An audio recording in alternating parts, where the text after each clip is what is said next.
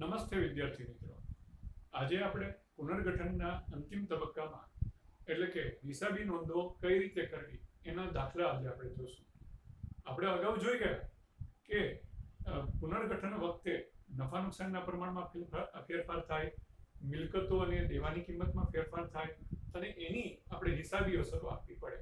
તો આજે જે આપણી પાસે દાખલો છે એ તમારા સ્વાધ્યાયના 139માં પેજ ઉપર આપેલો છે. દાખલા નંબર 10 રાજેશ, પુષ્પા અને પ્રતિભા વાળો દાખલો છે. એમાં ધ્યાન આપજો, પુસ્તક લઈ લેજો, તમારી નોટ લઈ લેજો અને બરાબર ધ્યાન હિસાબી નોંધો કઈ રીતે થાય છે એના ઉપર રાખજો. રાજેશ, પુષ્પા અને પ્રતિભા શ્રીનાથજી ટ્રેડર્સ નામની એક ભાગીદારી પેઢીના ભાગીદારો છે. તેમની વચ્ચે નફા નુકસાનની વહેંચણીનું પ્રમાણ 2:3:1 છે. તારીખ 31/3/2017 ના રોજ તેમની પેઢીનું પાકું સરવૈયું નીચે મુજબ છે. હવે પાકું સરવૈયું જ્યારે આવી રીતે આપે ત્યારે આપણે એક વસ્તુ જોઈ લેવાની કે એમાં કોઈ નફા નુકસાનનું ભંડોળ કે અન્ય કોઈ ભંડોળો તો નથી ને. તો એવા સંજોગોમાં એને વેચવું પડે. આપણે અહીંયા એક આપેલું છે કારીગર નફા ભાગ ભંડોળ, પણ એ વેચાશે નહીં, કારણ કે આપણે જાણીએ છીએ કે કારીગર નફા ભાગ ભંડોળ છે એ આપણું દેવું છે. હા, પણ કારીગર અકસ્માત વળતર ભંડોળ જો હોત તો આપણે એ વેચવું પડે અને એ ભાગીદારોને જૂના પ્રમાણમાં આપણે વેચશું. અહીંયા આપણે વેચવાનો કોઈ પ્રશ્ન આવતો નથી. હવે આપણે હવાલાઓ જોઈએ. ઉપરોક્ત પાકા સરવૈયાની તારીખે ભાગીદારોએ નફા નુકસાનની વહેંચણીનું પ્રમાણ 1:1:1 નક્કી કર્યું. આ તારીખે ધંધાની મિલકતો અને દેવાનું પુનઃમૂલ્યાંકન કરવાનું નક્કી કર્યું, જેની માહિતી નીચે મુજબ છે.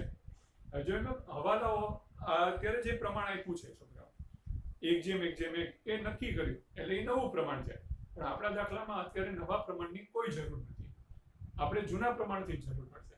જ્યારે પ્રવેશ અને નિવૃત્તિ કરશું ત્યારે નવું અને જૂનું બંને પ્રમાણ આપણે ધ્યાનમાં લેવા પડશે. તો અત્યારે જૂના પ્રમાણના આધારે જ દાખલો કરવાનો છે. સૌથી પહેલો હવાલો, જમીનની કિંમત 2,50,000 સુધી વધારવી. હવે જુઓ, તમારી જમીનની કિંમત કેટલી છે? 1,80,000.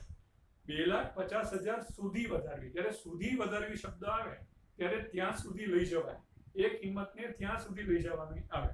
તો તમે જુઓ 1,80,000 છે એને 2,50,000 સુધી લઈ જાઓ તો 70,000 નો વધારો થયો. અને મકાનની કિંમત 50,000 થી વધારવી. હવે થી શબ્દ આવે તો એટલી ને એટલી જ વધારવાની. ધ્યાન રાખજો, સુધી અને થી શબ્દમાં એટલો ફેર છે. મકાનની કિંમત 50,000 થી વધારવી. વધારવીનો મતલબ કે આપણે એની અંદર મિલકતની કિંમતમાં 50,000 નો વધારો કરીએ છીએ. તો આ બંને વધારો છે એની આપણે નોંધ કરીએ. જમીન ખાતે ઉધાર 70,000, મકાન ખાતે ઉધાર 50,000 તે પુનઃ મૂલ્યાંકન ખાતે જમા 1,20,000. આ આપણી આમનું. હવે બાજે લખીએ તો એમ લખી શકાય કે જમીન અને મકાનની કિંમતનો વધારો નોંધ્યો તેના. પણ દર વખતે જરૂરી નથી હોતી. આ તમને જેટલી સૂચના આપવામાં આવે પરીક્ષામાં એ જ તમે કરજો, એનાથી વધારે કોઈ કરવાની જરૂર નથી. આપણો બીજો હવાલો છે, યંત્રોની કિંમત 80,000 સુધી ઘટાડવી. 80,000 સુધી એટલે 80,000 સુધી તમારે મૂળ કિંમત લઈ જવાની. હવે જો યંત્રોની કિંમત છે 1,20,000, એને 80,000 સુધી લઈ જવા હોય તો ઘટાડવા પડશે. તો કેટલા ઘટાડશું? 40,000. તો 40,000 ની આપણે નોંધ કરવી પડશે. પુનઃ મૂલ્યાંકન ખાતે ઉધાર તે યંત્રો ખાતે જમા 80,000 સુધી ઘટાડવી. એટલે 1,20,000 છે એમાંથી 80,000 કરીએ એટલે 40,000 નો ઘટાડો આપણે ધ્યાનમાં લેવાનો થશે. આની બાબત જે પણ પેલાની જેમ તમે લખી શકો છો કે યંત્રનો ઘટાડો નોંધ્યો તેના. હવે ત્રીજી આપણે આમ નોંધ આવે છે, રોકાણોની કિંમતમાં 30% નો ઘટાડો કરવો. હવે રોકાણો છે કેટલાના? રોકાણો આપણે 40,000 ના છે, એમાં 30% નો ઘટાડો કરવો, એટલે 40,000 ના 30% કેટલા થશે? 40,000 ગુણ્યા 30%, એટલે 4 તેરીને 12,000 રૂપિયા થશે. ઘટાડો કરવો છે એટલે સેમ આમ નોંધ આવશે, પુનઃ મૂલ્યાંકન ખાતે ઉધાર 12,000 તે રોકાણો ખાતે જમા 12,000. બાબત જે પણ એમ જ આવશે કે રોકાણોની કિંમતમાં 30% નો ઘટાડો ચોપડે નોંધ્યો તેના. એના પછી આવે છે દેવાદારો પર 20% ઘાલખાદ અનામતની અને 5% દેવાદાર પર વટાવ અનામતની જોગવાઈ કરો. તો આપણને જો પાકા સરવૈયામાં દેવાદારો આપ્યા છે 50,000 રૂપિયાના, દેવાદારો 50,000. અહીંયા હું તમને વર્કિંગ નોટ કરી દઉં છું નાનીકડી. 50,000 ના દેવાદારો,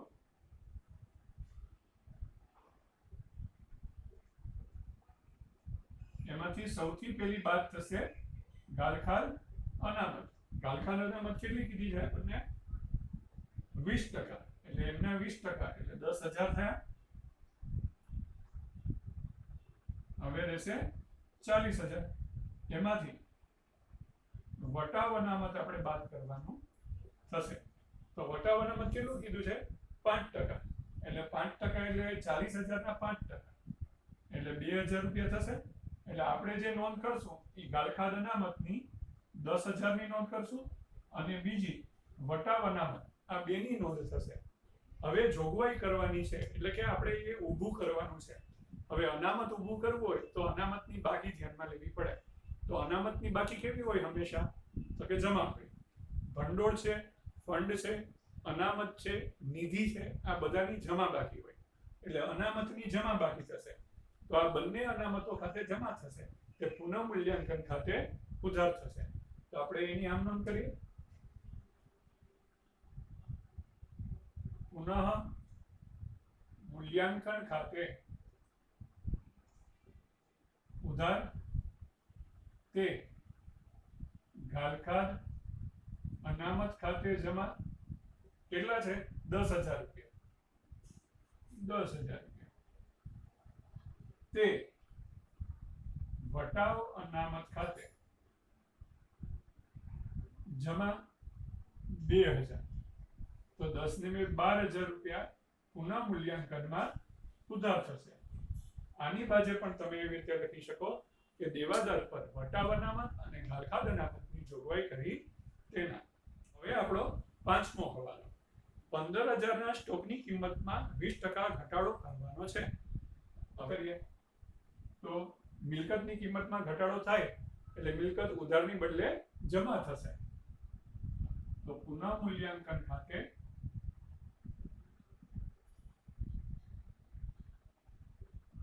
ઉધાર તે સ્ટોક ખાતે જમા.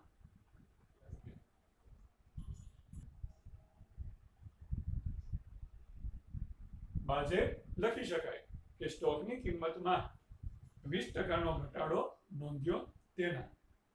હવે આવે છે સરસ હવાલો આવે છે અને ઘણા દાખલાઓમાં પૂછાય છે, એટલે ધ્યાન રાખજો. 20,000 ના લેણદારને હવે ચૂકવવાના નથી. હવે જો લેણદારો છે એટલે એ લોકો આપણી પાસે પૈસા માંગતા હશે અને આપણે પૈસા ચૂકવવા પડતા હશે. હવે લેણદારોમાંથી આપણને એવું કહેવામાં આવ્યું કે હવે રકમ ચૂકવવાની નથી, તો આપણને તો ફાયદો થયો, લેણદારો એટલા ઓછા થઈ ગયા. દાખલા તરીકે જો લેણદારો છે આપણી પાસે 1,70,000 રૂપિયા. હવે એમાંથી 20,000 જણાએ 20,000 રૂપિયા વાળા એમ કીધું કે ભાઈ અમને પૈસા ચૂકવવાના નથી, તો આપણે એટલા લેણદારો ઓછા થઈ ગયા. હવે લેણદારોને ઓછા કરવા હોય તો આપણે વિરુદ્ધ અસર આપવી પડે. લેણદારોની બાકી કેવી હોય? જમા. એને ઘટાડો કરવો હોય તો વિરુદ્ધ બાજુ એટલે ઉધાર બાજુ કરવા પડે અને પુનઃ મૂલ્યાંકન ખાતે જમા કરવા પડે. તો અહીં લેણદારોને ઘટાડો કરવો છે એટલે ઉધાર બાજુ કરશું. લેણદારો ખાતે ઉધાર 20,000 તે પુનઃ મૂલ્યાંકન ખાતે જમા 20,000. તો લેણદારોથી આપણે ચૂકવવાના નથી, આપણને ફાયદો છે એટલા માટે એને ઉધાર કરશું. લેણદારોમાં ઘટાડો થયો અને પુનઃ મૂલ્યાંકન ખાતે આપણે જમા કરશું. છેલ્લું છે 3,000 ના ચૂકવવાના બાકી ખર્ચની અને 2,000 ના મળવા બાકી આવકની નોંધ કરવાની બાકી છે. હવે જો ચૂકવવાનો બાકી ખર્ચ આપણી માટે દેવું ગણાય. દેવું એટલે લેણદાર, તો એની જમા બાકી ગણાય, તો આપણે એને જમા બાજુ લખવું પડે. તો 7મો હવાલો એની અંદર 2 આમ નોંધ થશે. એક તો ચૂકવવા બાકી ખર્ચ 3,000 રૂપિયાની થશે. પુનઃ મૂલ્યાંકન ખાતે ઉધાર 3,000 કે ચૂકવવા બાકી ખર્ચ ખાતે જમા 3,000. ચૂકવવા બાકી ખર્ચ એ આપણું દેવું છે. દેવું છે એટલે લેણદાર, અને લેણદાર જે છે એટલે એની જમા બાકી થશે. ત્યારબાદ 7મા હવાલાની અંદર જ એક બીજી એક આમ નોંધ છે. 2,000 મળવાની બાકી આવકના છે. મળવાનું બાકી એટલે લેવાનું બાકી, અને લેવાનું બાકી આપણું લેણું, અને લેણું એટલે આપણા બીજા શબ્દમાં કહીએ તો દેવાદાર. તો દેવાદારની બાકી કેવી હોય છે? ઉધાર હોય છે. એટલે મળવા બાકી આવક ખાતે ઉધાર થશે, કારણ કે એ આપણું લેણું છે, દેવાદાર છે. મળવા બાકી આવક ખાતે ઉધાર 2,000 રૂપિયા કે પુનઃ મૂલ્યાંકન ખાતે જમા 2,000 રૂપિયા. આ રીતે એની આમ નોંધો થશે. આ બધી આમ નોંધો થયા પછી આપણે પુનઃ મૂલ્યાંકન ખાતું, જેને નફા નુકસાન ફાળવણી ખાતું કહેવાય છે, એ આપણે અહીંયા બનાવશું. જો એક આમ નોંધ આપણે અહીંયા 8મી આમ નોંધ આવશે. જ્યારે પુનઃ મૂલ્યાંકન ખાતું આપણે બંધ કરશું અને એનો જે નફો છે કે ખોટ છે એ વેચશું, ત્યારે એની નોંધ આપણે અહીંયા કરશું. તો હવે અહીંયા પુનઃ મૂલ્યાંકન ખાતું બનાવશું. આ બી આમ નોંધો પરથી આપણે આ પુનઃ મૂલ્યાંકન ખાતું કેવી રીતે બનાવશું એની અત્યારે સમજ લેશું. એટલા માટે તમે તમારી સામે હિસાબી આમ નોંધો રાખજો, આપણે જે આમ નોંધ લખેલી છે, અને પુનઃ મૂલ્યાંકન ખાતું દોરી રાખજો. હવે પુનઃ મૂલ્યાંકન ખાતું દોરતા પહેલા એક નાનકડી સૂચના જે તમને બધી જગ્યાએ કામ આવશે. જ્યારે પુનઃ મૂલ્યાંકન ખાતું આપણે બનાવતા હોઈએ ત્યારે એક વસ્તુ ખાસ ધ્યાન રાખજો, અને ટિપ્સ તરીકે યાદ રાખજો કે જો વધારો થતો હોય, ફાયદો થતો હોય, નફો થતો હોય, તો એવા સંજોગોમાં એને જમા બાજુ લખવાનું. વધારો થાય તો જમા બાજુ, અને જો ઘટાડો થતો હોય કે નુકસાન થતું હોય તો એવા સંજોગોમાં એને ઉધાર બાજુ આપણે લખશું. તો આ રીતે પુનઃ મૂલ્યાંકન ખાતું બનાવવું તમારી માટે ખૂબ જ સહેલું પડશે. આમ નોંધો પરથી આપણે ખતમણી જ કરવાની, નવું કંઈ આપણે શીખવાના નથી. એટલે ખૂબ જ ઇઝી ગોઈંગ આ આપણે દાખલો ગણીશું, અને એના આધારે તમને ખરેખર આમ નોંધ ઉપરથી ખતમણી કરતા તમને આવડી જશે. તો સૌથી પહેલા હવાલાઓના આધારે તમે આમ નોંધમાં ધ્યાન રાખજો. હું હવાલાઓ બોલતા જઈશ. જમીનની કિંમત 2,50,000 સુધી વધારવી. હવે ત્યારે આપણે જોયેલું કે જમીનની કિંમતમાં 70,000 નો વધારો થયો છે. તો એમાં તમે જોયું હશે કે જમીન ખાતે ઉધાર તે પુનઃ મૂલ્યાંકન ખાતે જમા. તો પુનઃ મૂલ્યાંકન ખાતાની જમા બાજુ 70,000 રૂપિયા અને જમીન ખાતે આપણે લખશું. પછી તમને બીજું આપ્યું છે મકાનની કિંમતમાં 50,000 થી વધારવી.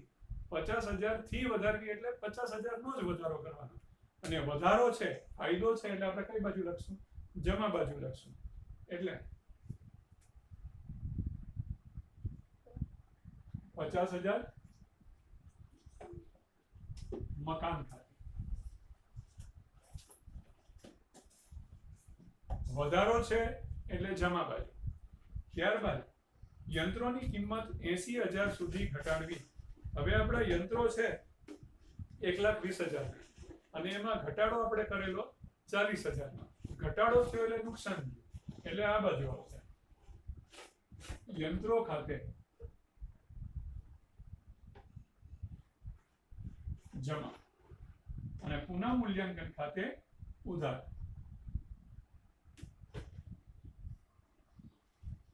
ત્યારબાદ આવે છે દેવાદારો પર 20% ઘાલખાધ અનામત અને 5% લેખે દેવાદાર પર વટાવ અનામત. તો એ આપણે ઘાલખાધ અનામત ગણ્યું હતું 10,000 અને વટાવ અનામત ગણેલું 2,000. હવે અનામત છે એને લીધે આપણે પૈસા આપવા પડે, અનામતોની બાકી જમા હોય અને એટલા માટે પુનઃ મૂલ્યાંકન ખાતે ઉધાર બાજુ આ બંને આવશે. ઘાલખાધ અનામત 10,000 રૂપિયા, વટાવ અનામત 2,000 રૂપિયા. અનામત છે એની હંમેશા જમા બાકી હોય અને પુનઃ મૂલ્યાંકન ખાતે ઉધાર થાય. હવે ત્યારબાદ આવે છે 15,000 ના સ્ટોકની કિંમતમાં 20% ઘટાડો એટલે 3,000 રૂપિયા આપણે ધ્યાનમાં લેશું.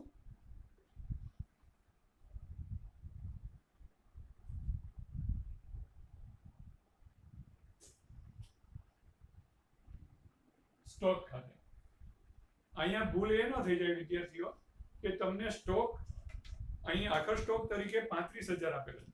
હવે જો 35,000 ના આધારે જો આપણે ગણતરી કરીએ તો ખોટી પડશે. તમને રકમમાં જ 15,000 ના સ્ટોકની કિંમત એટલે 15,000 નો સ્ટોક આપી જ દીધેલો છે, એના 20% ઘટાડો કરવાનો છે એટલે 15 દુ 30 એટલે કે 3,000 રૂપિયાનો ઘટાડો થશે. ત્યારબાદ 20,000 ના લેણદારને હવે ચૂકવવાના નથી એટલે લેણદારો ખાતે ઉધાર થશે તે પુનઃ મૂલ્યાંકન ખાતે જમા થશે. બીજું હવે આપણે લેણદારોને ચૂકવવાની નથી એટલે આપણને ફાયદો થાય અને ફાયદો થાય એટલે જમા બાજુ.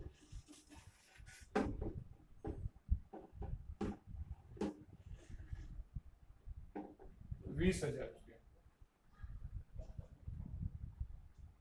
ત્યારબાદ ₹3,000 ના ચૂકવવાના બાકી ખર્ચની અને 2,000 ના મળવા બાકી આવકની નોંધ કરવાની બાકી છે. ચૂકવવાનો બાકી ખર્ચ આપણી માટે દેવું ગણાય અને દેવું એટલે લેણદારો અને લેણદારોને કેવી બાકી હોય જમા એટલે પુનઃ મૂલ્યાંકનમાં ઉધાર થશે અને ચૂકવવા બાકી ખર્ચ તરીકે જમા થશે. તો પુનઃ મૂલ્યાંકનમાં ઉધાર બાજુ 3,000 રૂપિયા, ચૂકવવા બાકી ખર્ચ, મળવા બાકી આવક છે એ આપણું લેણું છે એટલે દેવાદાર એટલે મળવા બાકી આવક ખાતે ઉધાર થશે તે પુનઃ મૂલ્યાંકનમાં જમા થશે. બીજું કે આવક છે એટલે આપણને ફાયદો છે એટલે 2,000 રૂપિયા પુનઃ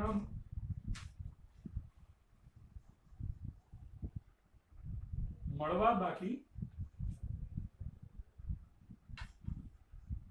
આવક ખાતે 2,000 રૂપિયા. અહીં આપણી બધી આમ નોંધો પૂરી થઈ જાય છે. હવે આપણે ખાતું બંધ કરી અને બાકી શોધશું.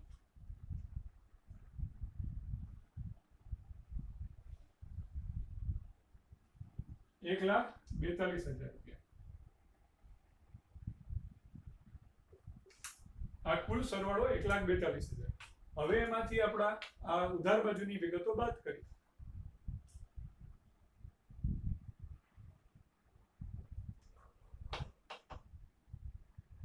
તો 72,000 રૂપિયા આપણને નફો મળશે. આ 72,000 રૂપિયા જે નફો છે એ આપણે ત્રણેય જણા વચ્ચે વેચશું. રાજેશ, પુષ્પા અને પ્રતિભા. રાજેશ, પુષ્પા અને પ્રતિભા. યાદ રાખો મિત્રો, હજુ આ જૂની સ્થિતિ છે એટલે જૂના પ્રમાણમાં જ આપણે વેચશું. 2:3:1 એ જૂનું પ્રમાણ છે એટલે એના જ પ્રમાણે આપણે વેચી દેશું. તો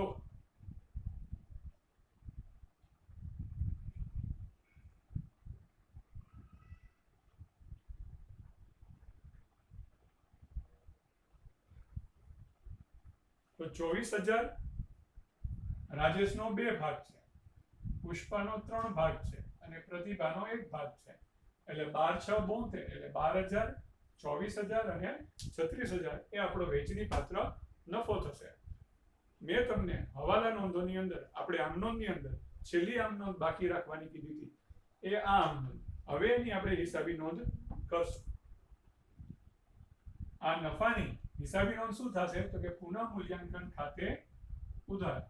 પુનઃ મૂલ્યાંકન ખાતે ઉધાર 72,000 રૂપિયા તે રાજેશ ખાતે જમા 24,000 રૂપિયા તે પુષ્પા ખાતે જમા 36,000 રૂપિયા તે પ્રતિભા ખાતે જમા 12,000 રૂપિયા. તો જોયું વિદ્યાર્થી મિત્રો, આમ નોંધ ઉપરથી ખતવણી કરવી કેટલી બધી સહેલી છે.